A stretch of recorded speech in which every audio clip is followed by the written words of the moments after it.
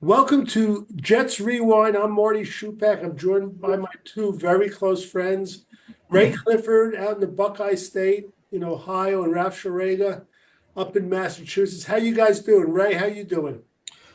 Doing good. Just hoping to keep the train rolling here. Yeah, we got to make sure that train goes. How about you, Ralph? Good. I've been just doing research into Hassan Reddick and his contract.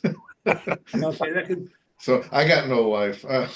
that's going to be a thesis. Let me just go over a Just little retirement. Yeah. house cleaning before we get to the classic Jets trivia. I only got the injury report on the Jets. It's nothing new. Obviously, Morgan Moses is out. CJ Mosley did not practice. Tyron Smith had a veteran rest day. Ralph, you're retired, but Ray, I think you and me, we're still working. We should get like a veteran rest day. You know that? I think I need a couple veteran rest days. Yeah, that I would wonder be if Tyron takes a nap on those days because sure. Couple of roster moves this week. The Jets signed to the practice squad. I've seen him listed as a quarterback and safety. Jalen Mills to the practice squad. He's been around a little bit. I think he played on the Eagles championship team, played for the Patriots. Also, we let go to make room for him. Jalen Key, Mr. Irrelevant. I'm sure somewhere down the road he'll be back. And keeping up with the Bryce Brees history, we signed another Brandon Smith, who's a linebacker, to the practice squad. that's right. Don't forget the Michael Carter history. That's true. So this Yeah. is interesting. And good thing one guy plays offense, one defense. But he shows some interest to me. I looked into him. Fourth round draft pick, 2022 from Penn State, which is used to be called linebacker U. Mhm. He Carolina, he played in 12 games, one start. They let him go. Then he was with the Eagles, played in 2 games. He had 31 snaps on special teams. So you don't know. Ralph, when I think of signing a linebacker or off of the waiver list, who do you think I think of? Brandon Smith. No. I don't know. There's only about 800 of them. Quincy Williams. Quincy Williams. It's funny because when the wide receiver Brandon Smith was doing his thing in preseason, I said I got to research this guy, and every time I Googled him, I got the other Brandon Smith. Oh, So now we now, got now him we got them both. both. Ray, we just made Ralph's job easy. Yeah, We got them I both. know it is 40 timers. It's like four fives, and I go, wow, that's not bad. And then I go, wait a minute, he's not 240 pounds, 6'2". Right. So now we got them both. A couple of things, factoids that came across the internet I thought was interesting. Then we'll get right to the classic trivia. The Jets have run 182 offensive plays. As you guys know, when they say 21 personnel, that's two running backs and one tight end. Out of 182 plays, they ran 21 personnel, 10 plays, 5.4% of the time. I'd like to see that increased a little bit. Interestingly, they ran 12 personnel, which is one running back, two tight ends, 52 plays, Yeah, 28.5% of the time, which I kind of like. I don't know how you guys feel. I like having both linebackers there. And I wouldn't mind tight ends. Yeah, tight ends, I'm saying tight yeah. ends. And I wouldn't mind seeing this third linebacker activated one game that we got from Chicago. I'm a little intrigued with that. Tight end. Tight end. Tight end. I'm Please. sorry. Keep correcting me, Ralph. I Tight end. thought, did I see number 84 on the field the other day, which would be Yaboa, or was that Brandon Bates? Do you know what number he is? Because I thought I saw Yaboa the other day. Maybe I I was don't having know. a I thought your boy hallucination. was 85. Is he I 85?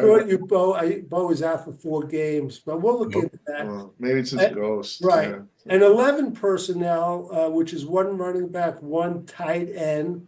They had 110 plays, which is 60.4%. So I think Mhm. that's pretty good. The only thing I would like to see, I don't know how you feel. I like having both running backs there, but of course, we only have one football. And pretty soon, I'm sure, even if the Jets win, you might hear um, Garrett Wilson start crying if he doesn't get like enough targets. But we'll get Well, into we'll that. talk about that. Yeah. Yeah. Yeah. Anyway, Ralph, you have a classic Jets trivia. and hopefully it's some sort of historical trivia. Well, I mean, I wasn't going to do this one this week, but I'm going to do it prematurely because I feel like if I wait till next week, the writers and the Jet writers will be writing about it, so it'll blow it for me. So I'm going to do it. I'm gonna whatever it is, whatever. Yeah. Anyway, yeah. So in 10 days, we're going to play our old friend Sam Darnold. And what I want to know is there are still 4 players on the roster who were there when Sam Darnold was here for his last year. Can you name the 4 players? Ooh. Okay. That's on the 53-man roster because there's also someone on the practice squad as well. Okay. I have one. I figured you had one. Yeah. Okay. Which I think is that one's fairly easy. All right. Let me give you before we get to the first thing on the agenda. I just want to get it out of the way. I have one of Marty's quick trivia, which I'll ask a question, and then we'll just come up with the answer right away. Unlike Ralph's classic trivia, Ralph might know this, but I don't know if Ray does. We're playing the Denver Broncos. Who is the defensive backs coach or the secondary coach for the Broncos? Do you guys know? No, I don't. Ray? I just. Nope. Yeah. I'll give you a hint. He's a former Jet. Well, I kind of figured that. Yeah. Okay, well, that narrows it down a little. If I name a state, that might give it away. The state? Well, I'm going to name a state, and you'll probably get it. I'm going to name the state of Wisconsin. Jim Leonard. Correct. Oh, yeah, Marty's favorite all-time Jet. Right? For about 2 years, yeah, one of my favorite Jets, and which would be good. And it's funny. I was going to ask Ray. It should be interesting, Ray, because he's really good at moving up the ladder. I'm sure next year he'll get a defensive coordinator. But the question is, who's going to get the head coaching job first, Jim Leonard or Aaron Glenn? I think Aaron Glenn's deserves, but we'll see. Anyway, let's get back to the Jets and Jets Rewind. Breece Hall, who it looks like he's giving us some snaps because we all love Braylon Allen. I probably love him more than you guys, too. I just really do. But is he the same player, do you think? And I'll ask this to Ray first. You think he's the same player he was before his knee injury, Ray? Yeah, last year he was outstanding, and that was after the knee injury. But I think this year he's being keyed on more so far. He's off to a slower start, but I don't think that has anything to do with the knee injury or anything. I think they're just focusing on him defensively. Braylon Allen could loosen that up, though. That's the nice thing about having Allen, is that they can rely on him on the inside more if they would. I think that's part of the problem too, is they were trying to run Breece up the middle too much here in these early games. Get him to the outside. I think he still broke some, but I think anytime he's trying to go up the middle, he's mostly getting stuffed right now. So I think he's we didn't get a whole lot to see of him that first year, so it's hard to say, he's not the same. But he had a hell of a bounce back year last year, so yeah. Okay, how about you, Ralph? I think he's not quite. I think about 85-90% of what he was. I just feel like before that injury, man, every time he touched the ball, I felt like this guy was going to go. And he hasn't quite shown that this year. One of the reasons I brought that up was because Denver, Javonte Williams, who was a second-round pick the year before and started out like he was a terrific player in college, Michael Carter's running mate, and he got a knee injury, and he has not been the same at all since then. And as far as Saquon Barkley, it felt like it took him a couple of years, too, to get back. So I think Breece did really well last year. In the middle of the year, something happened, and it was bad blocking, or I don't know if he lost some confidence in his knee or something. But I still feel he's not quite there. But I can't complain though, because with knee injuries, you just never know. I think he's like running the same, but I kind of agree with Ray's philosophy with the preseason. And it's like the first 2 to 4 game or 1 to 4 games seems to be like that's the preseason for the veterans. As the line gets it more together and they get in rhythm, I think he will too. Ralph mentioned the last show how Braylon Allen tripped up on one play. He almost broke it. the same thing happened to Brees with Hall. Hall, yeah.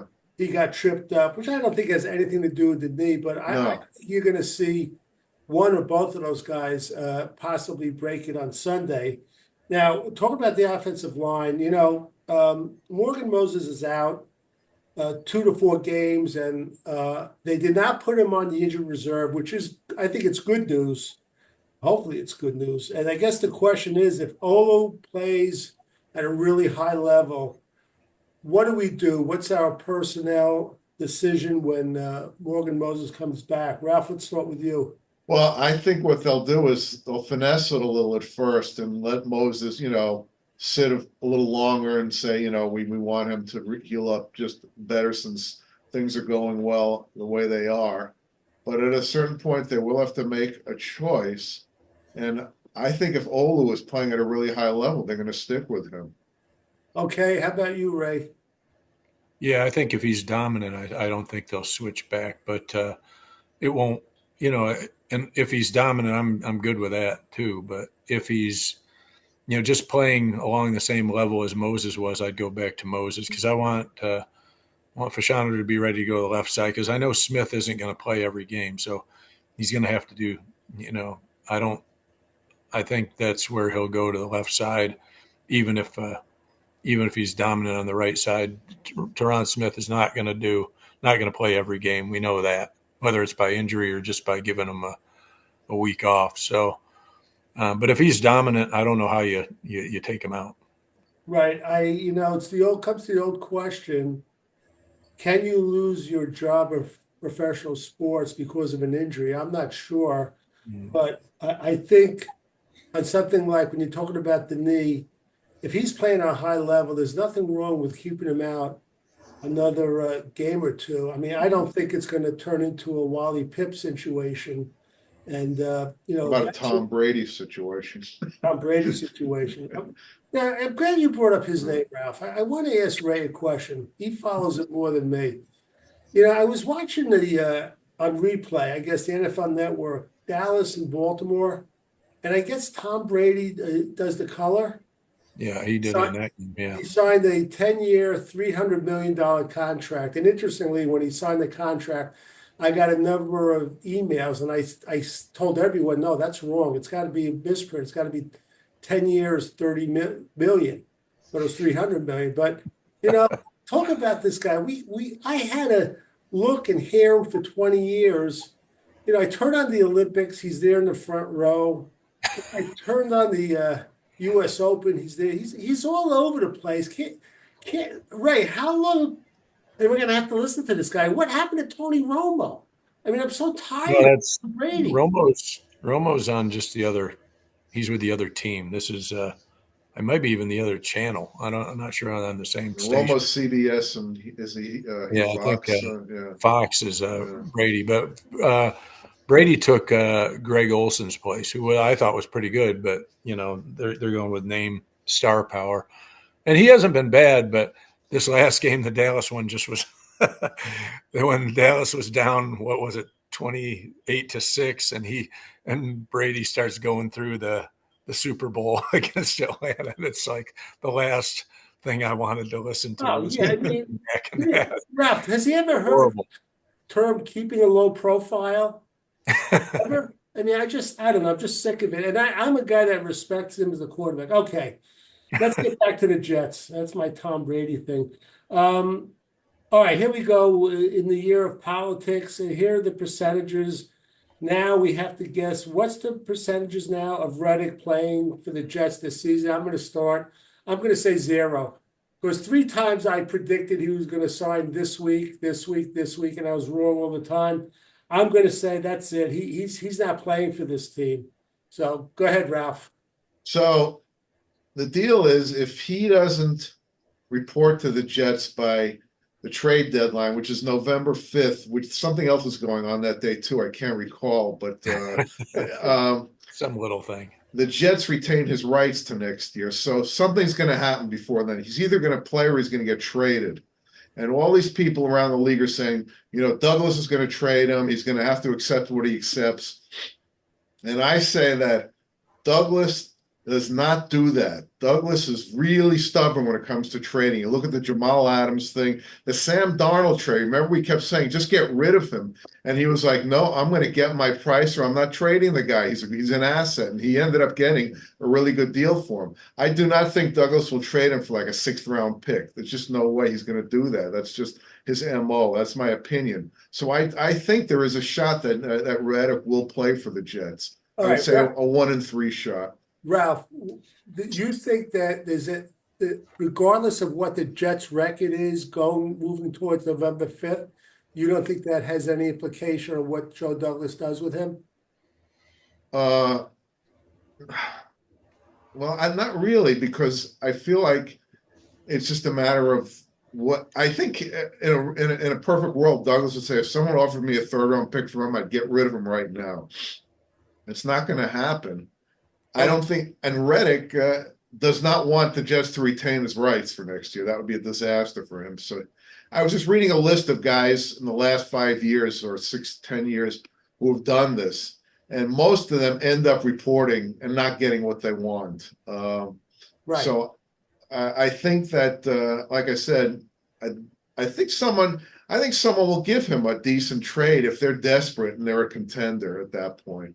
But if not, I think Douglas is gonna, draw the line, and Reddick has to play, or he's a Jet for next year, which he doesn't want. How about you, Ray? What percentage do you think there is that he plays for the Jets this year? I still think there's a good chance he could play for him. I'm a lot higher than probably you guys. I think because I just can't believe he's going to walk away from 14 million, and besides, like Ralph says, and then be a Jet again next year. So I think I think especially if any more injuries happen, obviously things can happen that can affect all of this. But I said there's still I think a 60% chance he ends up just giving in and coming in. But I think there's like an 80 or more percent chance that they trade him before that November 5th and he plays for something. I do think he'll play this year. It's just a matter of, is it the Jets or is it someone else? And I think, it's a higher percentage to me that he'd come in, that he'd get traded and play somewhere else. But I still think there's a good chance if that doesn't happen that he'll come in with the Jets. All right, we'll see. I mean, I was a little surprised after that Thursday night game. I thought, in those 9 days that they would have signed someone. And I think you both said you think they're going to stay pat, and you guys were both right.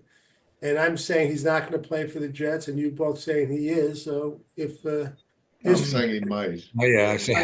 All right, if the Bears add anything, then you guys or Ray will probably be right. But, Bill Belichick came out this week. And Ralph, what exactly did he say? He's on Pat McAfee's show, and, I understand he's on TV now, so he's got to say things that get attention and get an easy laugh. But, he's doing it at the Jets' expense. And, I feel like like when you're a parent of kids, you tell the teacher, you don't yell at my kid. I can yell at my kid, but you don't yell at my kid. And I don't want Bill Belichick using the Jets as a punchline, especially when he's totally off base. He made this comment about Sam Darnold saying, I guess the Jets are the only team in the league that didn't like Sam Darnold. And I'm assuming he meant like him as a player, not as a person. Either way, it's a ridiculous comment because, number one, Saleh and the coaching staff was not here when he was there. Douglas didn't draft him. And when Douglas was going to trade him, he waited because he thought he was an asset. And he wasn't going to just give him away for a bag of balls. And so and then to top it all off, okay, the Jets have him for 3 years. Carolina gives him 2 years. San Francisco has him sit on the bench for 1 year. So who was the team that liked him the most? Right. My last point about it is that Belichick, after Mac Jones's first year, it was obvious to everyone, even Marty, that Mac Jones stunk, and he was going to ruin that franchise. Well, guess what? After year 2, Sam Darnold was a free agent. If Bill Belichick liked Sam Darnold that much, he should have signed him because Mac Jones basically cost him his job. So Bill Belichick is full of crap. I understand he's on TV now. He's got to do cute stuff, but stop talking about our team, all right? As Aaron Rodgers would say to John Payton. Okay, all right. Very good response, and probably counter after Ray's. Go ahead, Ray. What's your I feeling? Oh, check. I didn't even know what he said, so I was waiting for Ralph to tell me what exactly he said. And yeah, that's stupid. That's ridiculous. The problem with it's not that he didn't like Sam Darnold. We never gave him anything to work with. And same with Zach. We never gave them an offensive line pretty much their whole time here. We finally fix it, and but that's because of Rodgers, and we knew that if we didn't fix the line, that he'd be basically dead by year two. So, but and then Carolina liked him for a year, and then drafted somebody else in his place to replace him, who was even worse, as it turns out. But Baker Mayfield came in. No, Baker Mayfield came in too. Yeah, Mayfield came in.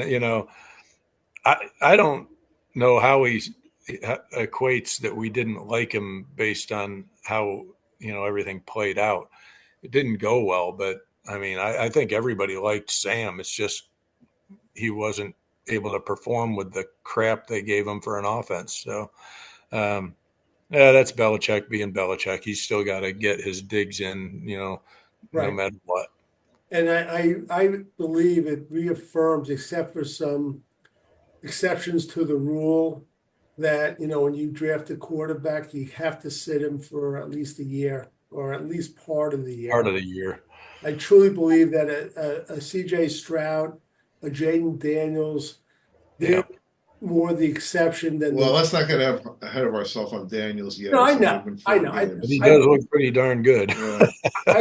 I think he will be good. And Ralph, isn't it when you spoke to your kids' teachers, you said that I don't want you to hit my kids, I want to be the one to hit them? That was in a Woody Allen movie. Yeah, it was funny. Exactly. And then he starts smacking him right in front of the teacher. I want to add one thing, because there's a lot of revisionism in football. And again, all three of us like Sam Darnold. But if you go back to Carolina, I believe when he was there, he was 3-0 and he was playing really well. And I know Christian McCaffrey got hurt, and a lot of people will blame the downfall after that. I don't. But after that, it kind of spun out of control, and he didn't really have good numbers after those first three games. So again, I hope he does well, but let's see if he could do it for a whole season. And I think he was put into a good situation last year, sitting on the bench at with the 49ers with Shanahan. I think that's great. Just like this year for the Jets, I think it's a great situation for their fifth-round draft pick from Florida State, who's redshirted. He's sitting in on the meetings. And also my guy, who I discovered, Adrian Martinez, who you guys never heard of. I had to tell you about this guy. Never heard of him. Well, we were too busy researching Mac Jones. Hey, listen, Marty, I want to just say a couple of things about this. Sure. There was someone threw this out yesterday or the day before that. Actually, Joe Douglas wanted to keep Sam Darnold and draft Penei Sewell with the number 2 pick. I don't know if that's true or not. It's possible. I know Douglas is a big offensive line guy. I know Douglas really liked Darnold. He felt terrible about having to get rid of him. So that's interesting. The other interesting thing is in the Sal's press conference yesterday or the day before, one of the reporters said, there's this pattern around the league with all these quarterbacks in their second or third or fourth stop who are doing really well this year, like Geno and Sam Darnold, Justin Fields, Baker Mayfield. And they asked Sal about it. Said, is this the wave of the future? And Sal said, and he was pretty honest. He said, a lot of these players, we just don't put them in a situation where they can succeed. And that is the bottom line. I mean, you got your guy, Brock Purdy, Marty, nice football player, but he, if he was on the Jets, as my line always goes, he wouldn't be doing what he's doing now if he, Adam Gase were his coach or something like that. It's so important. It means so much to the future of these quarterbacks to be in the right situation. Well, could you explain again? We'll get back to the Jets, but Ralph, what about Trevor Lawrence? How do you look at that situation there? Because he's with Peterson, who should be, to me, that's a a situation to succeed with him. What's going on with that guy? Well, you'd think so. Obviously every situation is different, but with these other guys, and you'll get a kick out of this, Marty, when the guys asked that question, the first thing he said is, I'll use Zach Wilson as an example. He said, we didn't give him the support he needed. And he says, I still believe somewhere down the line in his third or fourth stop, he's going to be a good football player. And I think it's definitely a shot when you see what happens to these other guys. As far as Trevor Lawrence goes, I think the same thing. They're really stuck in an awkward position because they had to sign him to their ridiculous contract, and they're committed to him. And he might not have been ready yet. He was this big 6'6" guy who could throw the ball through the wall, and he gets put on this Clemson team, which is a juggernaut, and he looks great. And suddenly he's a generational quarterback, and he's really not. And so now they're kind of stuck with him. I don't know why he regressed. It kind of feels a little like the Carson Wentz situation. Yes. I mean, Wentz did get the injury, but in the second year he looked dynamite, just like Lawrence did, and then it's never been the same for him. So I don't know. I mean, I could see Lawrence just busting, and then 5 years from now rising, or maybe he'll come out of it. But I don't know if Peterson's going to keep his job, though. Right. I think there's a lot of pressure. Ray, any thoughts on the quarterbacks in the NFL? Sam Darnold, Zach Wilson, about around. I think, Ray, I just want to give Ralph credit. I like what he said a few weeks ago, that a future trend might be not to draft a quarterback in the first round, unless I don't want to say a sure thing, because you don't know if it's if Caleb Williams is going to be Peyton Manning, but draft one like in the third and one in the fifth and try to develop. But I think, Ralph, that was good. But go ahead, Ray. Your thoughts on quarterbacking in the NFL? Well, I don't think you'll ever see them not draft a quarterback. If a team needs one, that's going to be the first place they go most of the time, if not all the time. It's just, that's arguably the most important position on the field. And if you have one there that you think is it, they're going to draft him. But I do think they rush him too much now because of the money mainly. I don't know what to think about what happened with Lawrence, because, I mean, even like 2/3 of the way through last year, he was still really good. And then it's like fell off the table bad and just like gone. And I don't know, and Peterson's a good quarterback, coach. He's really developed some guys and he's done well with it. So I don't know what the hell to say about that. Sam, I think, is in a good place for the first time where he's got a pretty complete offense in front of him. And we'll see if he can keep it going for a whole year. But I just, I think that the money has changed all these guys where they feel like we've invested a lot in them. We got to get them on the field and get them out there and get our money's worth out of them. But I think it's the worst thing to happen to them at the same time. It's not as bad as it used to be. I remember, I think Sam Bradford was the last guy that got these insane contracts. Before before they did the slotting them. Yeah. I think what it is partly is, and it's one of the reporters brought that up with Jordan Love, is that, the guy doesn't play for 3 years. And then when he's in there, you have to make a commitment off of 1 year, and you don't really get a good look at him. So that's part of it. It's like and we also want to take advantage of the fact that this guy isn't making not that much money, so we can stock up on other positions. What I want to ask you guys is, if Sam Darnold, I don't see any reason why Sam Darnold won't be good. And I think it's not just the situation. I think it's just that, he's been around the league. He's matured and he understands the game better, like all these guys. Like Geno Smith, everyone keeps saying, well, let's see. Well, Geno Smith obviously is ready to play football. What happens if Sam Darnold is really good? What happens with J.J. McCarthy? Well, it depends how far. New quarterback after Rodgers. It depends how far he takes him. And, give Sam Darnold some kudos. He signed a 1-year contract. So he's going to do the best situation for himself, wherever it is. Hey, bring him back. I don't know if he'd come back, but maybe, it was funny because I thought last year, and I was I remember talking to my good friend Lenny Kay, who Ralph knows, a very big Giant fan, and he thought the Giants should have signed him from San Francisco. So it's interesting. But one more mention of a quarterback, then we'll get back to the Jets.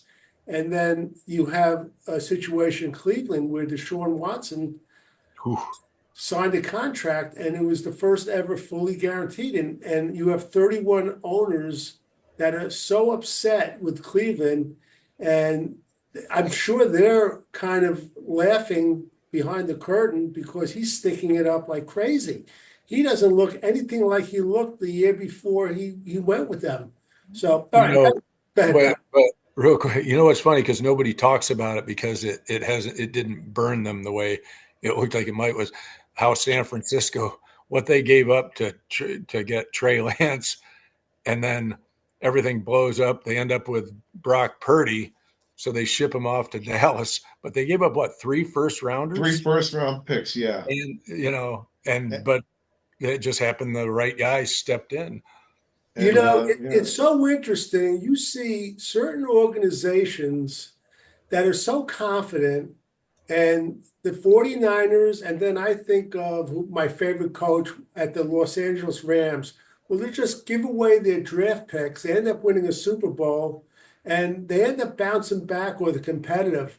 Some organizations are able to do that. It's incredible. Well, because they're well coached and they can find other players. The 49ers, that was a horrible thing. But don't forget, they had a number 3 pick a few years before they picked Solomon Thomas, a bust. Then a couple of years after that, they have the number 12 or 13 pick. They picked Javon Kinlaw, another bust for them. Between that, huh?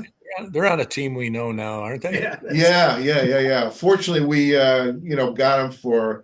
Well, we didn't give up just some money, but it just shows you if you run the organization right. Everyone says, well, you make a bad pick for quarterback in the first round, it sets your team back 5 years. It doesn't have to if you have a really good organization. Absolutely. Go ahead, Ray.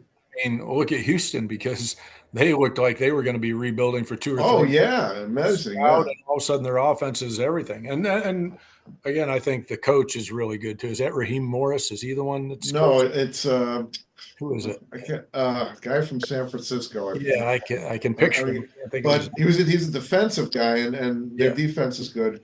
Well, they got lucky though that CJ Stroud slipped to them.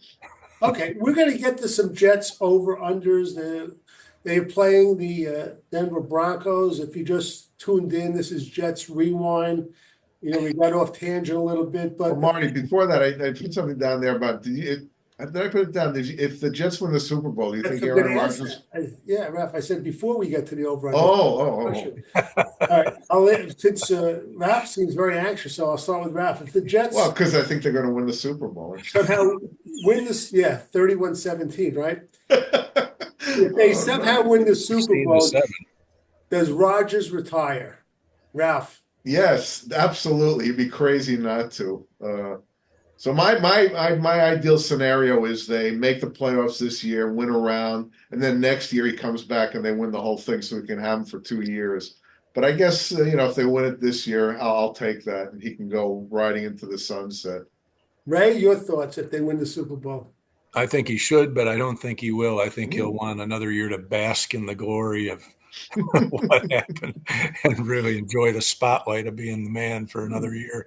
But I think he should if they were to do it, but I bet he doesn't. I kind of agree with Ray. If they somehow win a playoff game or 2, I think he'll come back. I think he loves this type of a life where he's in the spotlight. And he comes up with some great answers, when he gets questioned on like Pat McAfee, and he knows exactly what to say. I've always said there were some athletes that somehow they know exactly what to say. Michael Jordan was like that. Tom Brady was like that. I think Aaron Judge is like that. And I think Rodgers is like that. So I think he will come back. All right, over-unders. Here we go. We're playing Denver. Bo Nix, who is a very, very good runner. So the first one is, and this is to you, Ray, over-under 40 yards rushing. Well, I know we didn't have much a problem last week. Our defense was good, but he's a really smart and a good runner. I go over. Okay, Ralph? I'm going to say under because I think the Jets are going to play it differently than they did with the Patriots last week. I think they're going to try and keep him in the pocket and make him beat them with a pass. Right. Okay, I'm going to say under. I kind of agree with Ralph. I'm going to start next. Bo Nix, 200 yards passing. I'm going to go over just because I think the Jets are going to win, not by a lot, but I just think that he's going to be under pressure to pass a lot in the second half. So I'm going to say over. Ray? I'm going with under. I don't know. I don't know enough about their receiving core to feel real confident that if they get pressure on him, I think he's going to be struggling to get the ball to guys. But didn't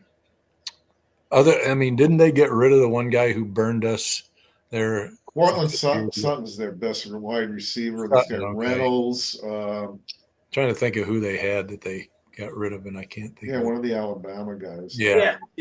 One of the guys, Judon, or was that it, or one of the other guys? Jerry Jude or Jude, yeah, I think it was Jude. Okay. Jude. All right. Did you guys all go? We'll go to the next one, or did I skip? Yeah, I'm going to say over like you, Marty. I think they're going to be playing from behind, and I think he'll be throwing the ball around.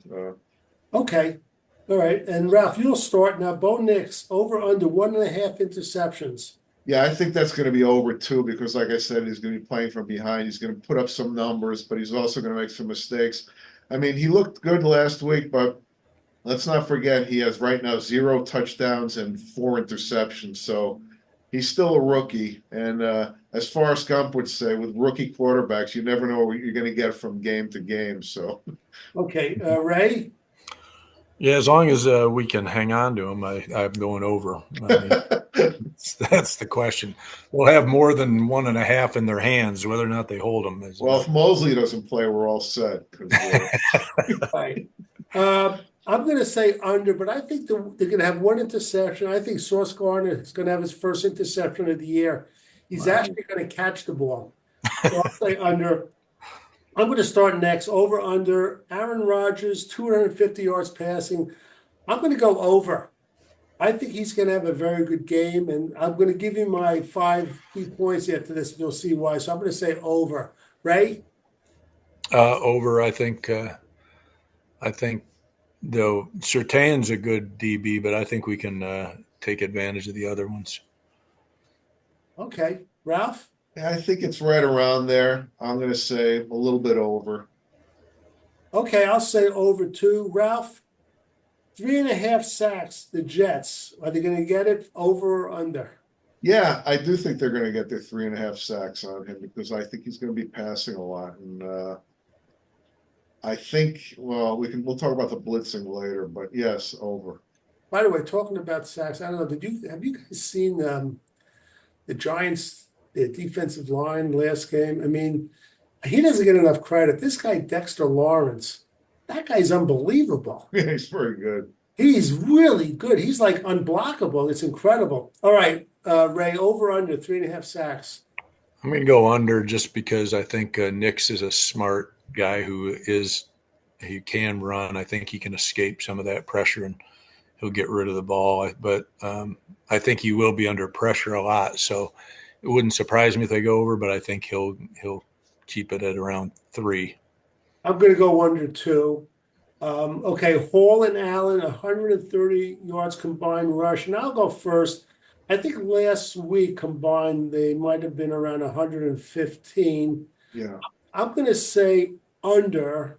I think the Broncos defensive line is very good. I think the weak part of their defense is actually the linebackers. But when I go through my 5 points, you'll see why. So I'm going to say under. Ray? I'm going to go over, and mainly because it seems like the last 2 – this one's in New York, right?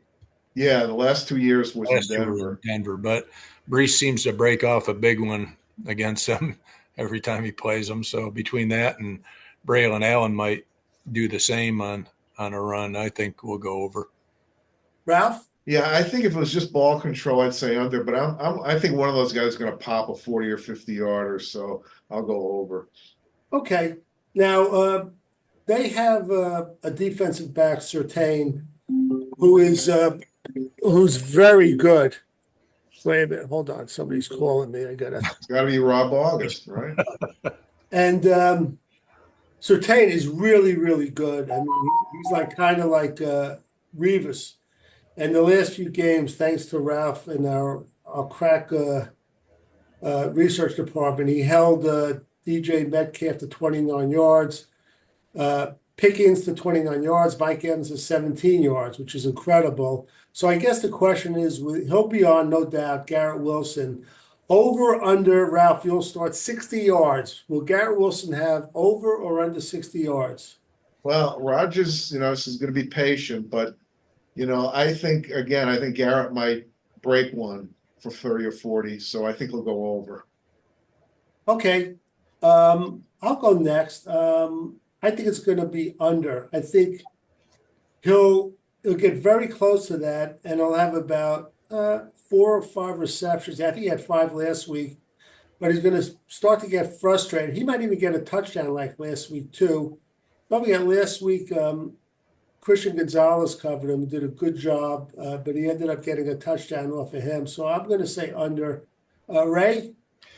I'm going to say over, mainly because the one thing between the other 3 receivers that Garrett is just got moves that gets him some yards after catch that I think the others don't quite possess the shiftiness and elusiveness that Garrett has once he has the ball in his hands. So I think he could I don't think he's going to, torch him at any point, but I think he will get enough catches that he can get some yards beyond and make maybe a intermediate kind of play, maybe a 15, 20 yarder once or twice. So I'm going over. Okay, that's good. All right, next question, the last one on the over-unders. The Jets defense, last week they blitzed 40% of the time. I think they're going to continue to blitz, but the over-unders, will they blitz over 35% or under 35%? I'm going to say under, but I still think they are going to blitz a fair amount. So, Ray, you go next.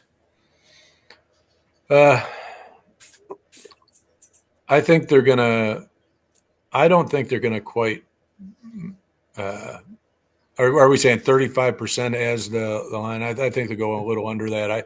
I think at least at first, I think they're going to see if they can do the usual, get the pressure with the 4 guys and keep the linebackers and everybody back in coverage or, against run or intermediate plays.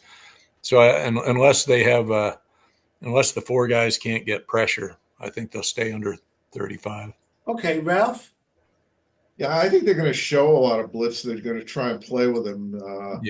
But I think they're going to be dropping off and spying him a lot and not as blitzing as much as they show. So I'll say a little bit under 2, which is still a lot more than they've done in the past years. I'd say low 30s. I think last year was like 20 or something like that. 17. 17. Last in the league. Yeah. I like, So, but I think it'll be a nice balance. So.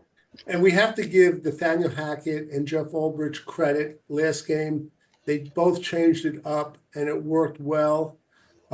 Especially, I thought the offense and the defense, it was just terrific. Ralph, a little music as I give my 5 key points. Dun, dun, dun, Okay, here we go. My 5 key points, and we're going to get Ray's and Ralph's reaction right afterward. They could add. If we can remember them, yeah. Yeah. Okay. For point number 1, I want to exploit the Denver backers. Their best linebacker or best tackler, Alex Singleton, is out with an ACL. I want Rodgers to continue throwing the quick passes.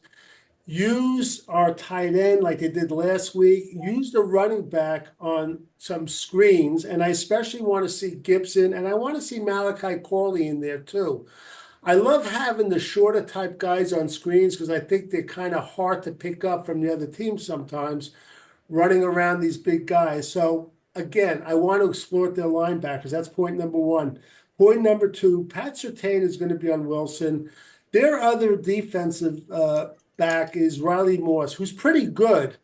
He's 6'1". I actually think he might be one of the very few Caucasian starting defensive backs. Yeah, corners, yeah. Which is interesting. Now, don't forget, we have Mike Williams at 6'4" and Lazard at 6'5", and Aaron Rodgers is the master of using the height advantage with his receivers.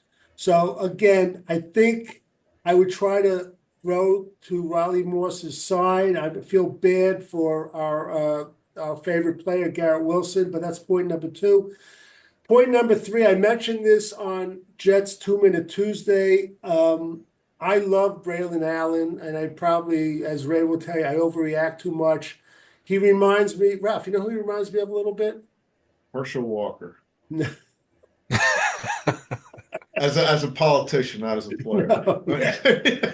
Right. Ralph comes up with these lines, right? That's why we're still friends after all these years. He kind of reminds me, if I see more receiving out of the backfield, which in the small sample size, he looks good, of a mini John Riggins. So I don't know if he's as fast, but I had said I would spread out Brees Hall once in a while, but I want to see Braylon Allen try to isolate against one of these linebackers. That's point number 3. On the defense, I always like showing something different to a rookie quarterback. And I mentioned, how about having a 5-2 defense, moving Queenan Williams to nose guard and start Leonard Taylor II, who I was very impressed with. Force Bo Nix to pass, but you got to contain him on the outside. That's point number 4. Point number 5, continue with the blitz package, but watch Sean Payton. He's a great coach. He's going to use screens, draws, and bubble plays. I guarantee it. Look for a reverse by Sutton. And also, and Ralph mentioned it, Javonte Williams has not looked good from his injury 2 years ago.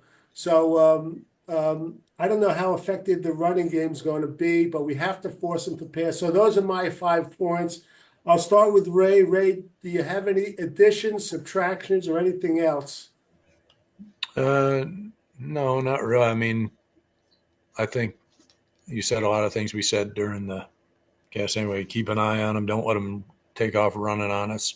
So I don't know about moving Quinn into the middle and doing that, but I mean, if they were to try it, I'm sure Quinn would do well there too. He pretty much can handle any of the positions, I think, if needed. But mostly, yeah, I really don't, I don't know what to expect out of this game, quite honestly, because I don't think Denver's as good as us. But, Peyton is a good coach, and Nix is something that we aren't sure of yet, but he hasn't been overly impressive, but he hasn't stunk. So I think we can control him and control the game. Bo Nix has been slowly getting better and better as each game goes by. Right. In 3 games, though, he hasn't thrown 1 touchdown pass. So he's keeping his passes kind of short to mid-range. Ralph, any additions, subtractions? I mean, you touched on some guys. Mike Williams, I think we're going to see more of him. I'm really excited about him. You said the tight ends. Braylon Allen, you don't have to sell me on. I want to see more of him. And Leonard Taylor, yes, more Leonard Taylor. I think Leonard Taylor by the end of the year is going to be a dynamite player. He's super talented. The idea that he wasn't drafted is great for the Jets, but it's mind-boggling with this league. When draft time comes, when a guy starts slipping, everyone panics like, is there something wrong with this guy that we don't know about? I remember that happened with Jermaine Johnson. Teams were calling around going, why is he slipping? What happened? Is there something we don't know about? And this is what happens in this league. But I think they really got a gem in this guy. He is super talented. And I agree with you, Marty. I want to see him on that lineup. He actually played more than we even realized last week. It was either 24 reps or 24% of the downs, something like that. It was, so obvious, and he looked good. I mean, this is a guy who, since he's shown up at Florham Park, every game he's played in, he's making plays. There is absolutely no reason to stop, playing this guy because he just keeps producing. I think I mentioned, Ralph, like a one play, he got in there so quick. just like our old favorite John Elliott. He was like, Yeah. when he touched, it was just incredible. Yeah. All right, we're going to get back to the trivia question and close this out. But before we do that, we have Marty's favorite. Who do you take, Ralph? I can't wait. I mean, I could barely sleep last night knowing that you're going to have a who do you take. Well, I could barely sleep knowing that you weren't sleeping because it was very concerning to me. Because okay, today's is a couple of high-profile wide receivers from Jet history. We're going to set the Wayback Machine back to the 1960s, and we're going to take George Sauer Jr. against Keyshawn Johnson. Ooh, that's very interesting. Marty will go first I'll because go he's the big first. AFL guy. I am. You know, as much as I love George Sauer Jr., his career didn't span that long, to be honest with you. Well, I'm talking about the Keyshawn Johnson years with the Jets. It's not just Keyshawn altogether. It's Right. George Sauer with the Jets because Keyshawn played only 4 years, I think, with the Jets. So I think it was 5, but you could. 5. I'm going to say Keyshawn Johnson because one thing, he had a few liabilities, but when he wanted to play, he was a heck of a blocker. He was like having another tight end there. So I would say Keyshawn Johnson, though I love George Sauer Jr. Ray? Yeah, I'm going with Keyshawn. I think I'd probably feel differently about Keyshawn if they didn't bring Parcells in, but Parcells kind of knew how to make Keyshawn feel like he was, the important guy that he felt he was, and I think he brought out a lot of the things that Keyshawn could do that Kotite didn't have a clue what he was doing the whole time he was in there. But he made Keyshawn into more of an all-around player, not just a receiver. And when he was at his best, he really was someone who who affected games and was a really good all-around receiver for us. Okay, Ralph? Well, I'll say this about Sauer. I think he was 2 times first team All-Pro, about 4 times Pro Bowl, which is better than what Keyshawn was at the Jets. But Keyshawn had some games where he was dynamite, absolutely dynamite. He was a better all-around player than Sauers. Their numbers are actually pretty similar as in their careers at the Jets. And, of course, Sauer had a great Super Bowl game. And Keyshawn had that phenomenal game against Jacksonville in the playoffs. What did he have? An interception, a fumble recovery, a touchdown pass. Yeah. So I'll give the edge to Keyshawn, even though George Sauer, not only did I like him as a player, I loved him as a person. I thought he was a very fascinating guy. And it was a shame that he died at such a young age. Why did he retire? So there was a reason he. Yeah, he just George Sauer was different. Yeah. He saw football like he didn't even. It was just him against the. He wrote a book about this. Him against the receiver. He wasn't. He didn't feel a connection. I don't think to playing football. It was just that particular challenge. He was a free spirit. Yes. And you can write poetry. I just don't think football was really in his soul in a way. Right. Kind of reminds me, I don't know if Ray might remember him. He played a number of years, but he kind of wasn't like the type of football player you see. I remember Cincinnati had a defensive lineman, I think, named Mike Reed. Yeah, from Penn State. Was a pianist. He was a concert pianist. Yeah, he had a fairly shortened career, I believe, after, I don't know, 6, 7, or 8 years. He was kind of an intellect too. And great player, great talent. Great player, quick as anything. I'll tell you, my favorite Keyshawn play was one time, I don't know if it was Vinny, a quarterback, but he was thrown to a guy behind him. And Keyshawn, I guess Vinny or whoever was quarterback didn't see him. And Keyshawn jumped up and he grabbed it with one hand. I'll never forget that. It was an incredible play. And I never see a replay of that too. I don't know if it was the game in which Testaverde blew his Achilles, but Keyshawn had one game where he was absolutely phenomenal, even though Testaverde wasn't there. Whoever Tupa took over for a while. Did he play the rest of the game, or did they? No, they brought in Meyer after. Meyer. Yeah, but I couldn't bring in Meyer till I think it was the end of the half or something. Yeah, right. It was very bizarre. And I remember thinking when the game was over, what a shame that they lost that game because I just thought Keyshawn was phenomenal that game, catching balls and breaking tackles and getting these chunk plays one after another. That was one of the more frustrating games in Jet history. He was very effective when Tampa Bay won the Super Bowl. I believe he had 6 receptions, but his blocking was outstanding. Yeah. Again, him and John Gruden couldn't stand each other. These guys hated each other. All right, this brings us to the close. As we're going to go back to the classic trivia question. I wrote down 2 names, but Ralph, you have to ask the question again. I'm going to yield to Ray because I think he's going to get more than me. Go ahead, Ralph. So in 10 days, we visit our old friend Sam Darnold, and Darnold was last at the Jet in 2020, and there are still 4 players on the 53-man roster who were Darnold's teammates that year. Can you name the 4 players? 4 players? I got 2. Go ahead, Ray. Well, I was going through. I could only think of 3, and I'm not sure I'm right. But Ashton Davis, Good one, Ray. Mosley, Yep. Yaboa. No, not Yaboa. Yaboa wasn't on the team with. Nah, I don't think Yaboa was. That was it. I only have one. I picked the Mosley, and I put Brandon Eccles. No, Brandon Eccles is a year later too. Wow, Okay. you missed the easiest one. Go ahead.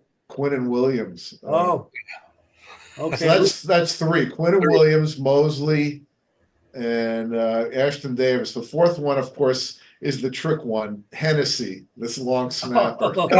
That's a good one. And by the way, there's someone on the practice squad. I was just gonna say, what's his name? Connor McGovern, yeah, who was very intimately related to Sam Darnold. Obviously.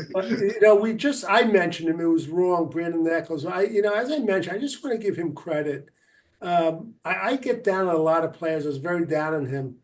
I think quietly he's doing a pretty good job for the Jets when he gets in there. So I just want to give kudos to him. I don't know if you guys have noticed him too, but I think he's doing okay and he fits a role. If he continues, I think it's a pretty good situation for the defensive backs. I'd like to see Diggers in there a little more, but I want to give him credit. I don't know, Ray or Ralph, have you noticed him at all? I know he had an interception that was pretty nice. Yeah, no, I kind of agree with you. I think his contract is up this year. I wonder what they're going to do about him. Because I think everyone's pretty well convinced that they're not going to sign DJ Reed. And I was thinking, well, either Stiggers or Bernard Converse steps in, or maybe they drafted cornerback in the 1st round. But I don't know if Eccles is a possibility too. I hope not. I really don't want him as a starter. No. Yeah. I could see Michael Carter maybe moving out of the slot. I think he could do it. I just think so. I think he's kind of being nagged with these minor injuries right now. He hasn't looked the same to me. So we'll have to see if he straightens out. Anything else before we close it out? I got something. If you have a few minutes to discuss that we could talk about. A couple of weeks ago, 3 ex-Jets were nominated for the Senior Hall of Fame. Larry Grantham, Mark Gastineau, and Boomer Esiason, who I don't consider a Jet. I don't think he's part of our conference. He's a Bengal. But I wanted to hear, your feedback on what you think about Gastineau and Grantham as possibilities. I never saw Gastineau as a Hall of Famer. Grantham, I think, deserves some definite conversation. He was a pretty solid guy for quite a while with the Jets back then. Gastineau, I don't know. He's a one-dimensional defender. That was my problem with him. Yeah. The thing I'd say, I kind of agree with Ray. I just want to add something else though. Grantham, I think, deserves it. He was like old-time football. He was kind of undersized, but this guy was hard-nosed. He did everything very, very well. He had some great games. The thing I'll say about Gastineau, though, even though he was kind of one-dimensional, he was the type of player that the offensive coordinator could keep him up at night. Gastineau, if you remember sometimes, right when the offense would come up to the line of scrimmage, he would switch sides and they'd have to audible, which is pretty impressive too. So I think he's kind of borderline, but I think Larry Grantham deserves it. How about you, Ralph? I think Grantham probably does. He was all pro like about 5 or 6 times, and Pro Bowler maybe 8 times. Had 24 interceptions. It's a lot for a linebacker. I know in those days there were more picks. Gastineau is interesting because I'll say this about Gastineau. For about 3 or 4 years, he was probably the best edge rusher in football. He had 220 plus and 119. I don't know if anyone else has had more than 220 plus. I doubt it. I don't even know if anyone has had 220 plus sack years. I think the problem with Gastineau, he might have been a year or two short. If he had another 1 or 2 years, like in the mid-teens, I think he probably would have made it. And the other problem with Gastineau, unlike Klecko was getting support from all these other players. Gastineau, nobody liked Gastineau. Right. All he had was enemies. He annoyed everyone, and nobody's going to step up for him. So I don't think it's going to happen. Well, the thing about him that I always crack up about is they hated him for the sack dance, and it's like, today, right? Yeah. You're about 10 years ahead of your time there, because nowadays that would have been like, that's the lamest dance ever. But back then it just drove. Remember, was it Slater there of the Rams? Yeah, it was the Rams. I was just watching that the other day. That was hilarious. Oh, I mean, it's so ridiculous. I know in today's game, it's like everyone does it, and these guys are going to. Everybody's got their moves. And the announcers, Madden and some are always saying, he'll never do that again. It's like. Right. It's funny. You mentioned it. It's amazing that players can't be judged just on the talent. A lot of times personalities come into it. I forgot the name of the ball player. Ralph might know. The baseball player who played on Cleveland and Baltimore. He's not in the Hall of Fame. He did not get along with the press. Albert Bell? Albert Bell. Oh, yeah. You look at his numbers for like 8 or 9 years. It's just unbelievable, the RBIs. I mean, that guy deserves it. I'm a Yankee fan, but I laugh when I hear people trying to lobby for Munson and Mattingly, and Albert Bell isn't in it. He was nuts, though, Albert Bell. He was. And a lot of sports writers to this day, I've heard them. I'm not voting for him no matter what. He must have treated him like crap. Well, in baseball, they do have the clause for the character consideration, which is baloney, but they have it. They don't have that in the other sports, but right.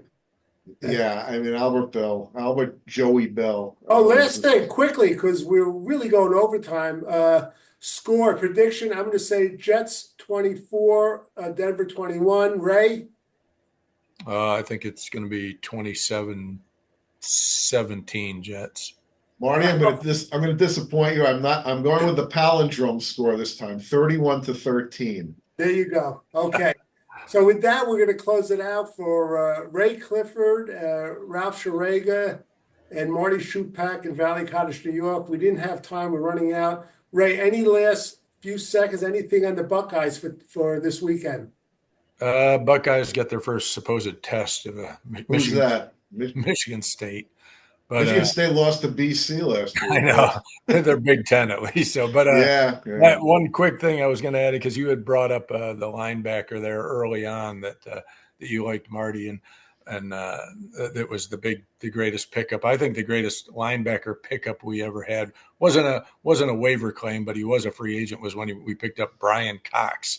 Oh yeah, for 1 year he was my favorite 1 year Jet in the history. I love that something. He was great. He was nuts, but he was great for us. Bill Parcells would always pick him. Give it credit, the fact that Bill Parcells and Brian Cox both had the same hobby, racing racehorses. Yep. It was a common theme. That's how he recruited him. All right, great point, Ray. So enjoy the game. For Jets Rewind, until next time.